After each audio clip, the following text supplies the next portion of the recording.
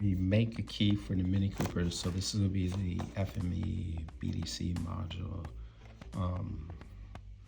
My scanner was supposed to be able to do it, but it broke. So we have this new eeprom reader and writer of this programmer. And it actually could program a lot of chips. I think I was using something like this in college. I can't remember because it was back in the early mid 1990s. But anyways, I just verified. So this EEPROM here. So this is what's in the BMW, the 4 Series. But the chip that we need to read is going to be the same type of chip, but it's going to be a 95-256. So we want to verify that we can read that, because I think that's what's going to be in the Mini Cooper. This is the data that basically what we're going to be doing is we're going to be, when we create the key, one of the process is reading the data off of this chip, and then that in the scanner modify that data, and then writing it back onto the chip in order to put the chip in a state, put the FEM BDC module in a state where we could actually program a key to it.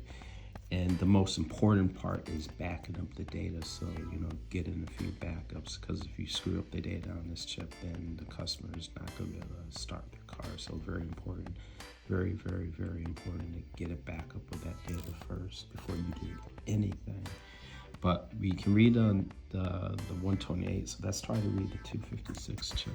This is a 256 chip.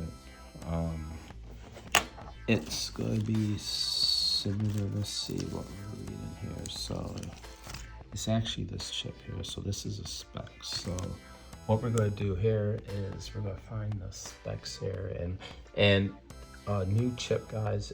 We're going to show all F's and all the memory locations. So what we want to do, guys, is we want to read this chip, verify that we can read all F's, and then we're going to program the first few memory locations. We're going to write to it, and then we're going to read again and see if we can get the same data from the memory location. So let's go ahead and do that.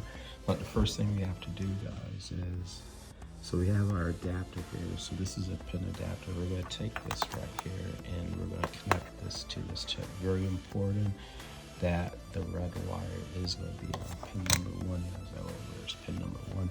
Pin number 1 is, usually there's going to be a slope side to this chip. I'm not going to see, you see right there.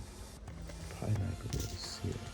But if you look closely, one side of the chip is going to be sloped, and if you have that slope side away from you, pin number 1 is going to be in the upper right hand corner. We are connected to the chip now, so let's go ahead and try to select the right chip.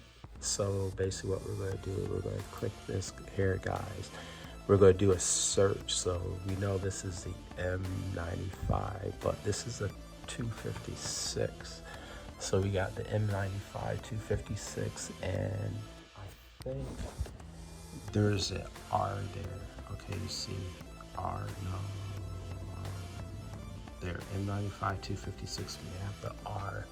So we come back here and we have M95 256, and it's going to be this one right there, guys. Okay.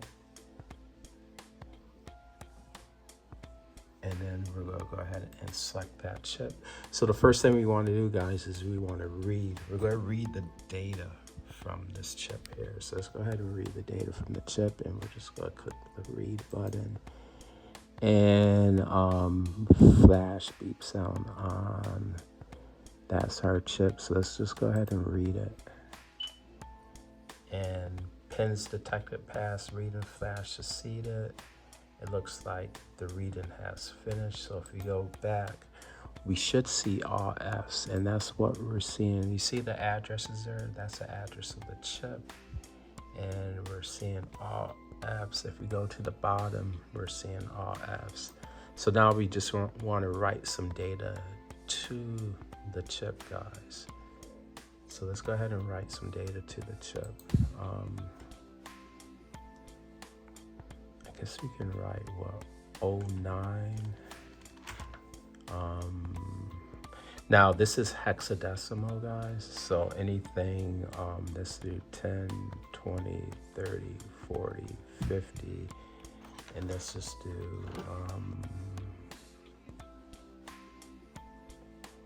let's do, let's say 1F. So let's just go, let's do 05. I think these are hex decimals, 10, 20, 30, 40, 50, and then 1F. So let's go ahead and program it. So now we're actually programming this data to the chip, right? And if you hit program, and we hit program, so now we're programming that data to the chip, and we succeed it, and then we'll hit back. So this supposedly is being programmed to the chip now, guys. So if we read the chip again and we click read, we want to see that 5, 10, 20, 30, 40, 50, 1F. So let's go ahead and read it and read. And it looks like we see the read was successful, and that's what we read. So we successfully just programmed this data to that chip right there. So everything's working out. And you might, yeah, everything's working out. Verify after, skip blank check. It looks like it's working properly. So this is an EEPROM reader, and you can also read different EEPROMs. So you can read different chips here. And the list of chips that you can read, guys, it's massive. I think they update it every day, but it's working, so that's good. And this is the XG ECU Pro T48 Universal Programmer. Guess who makes this? China. What would we do without the Chinese? Seriously. I mean, they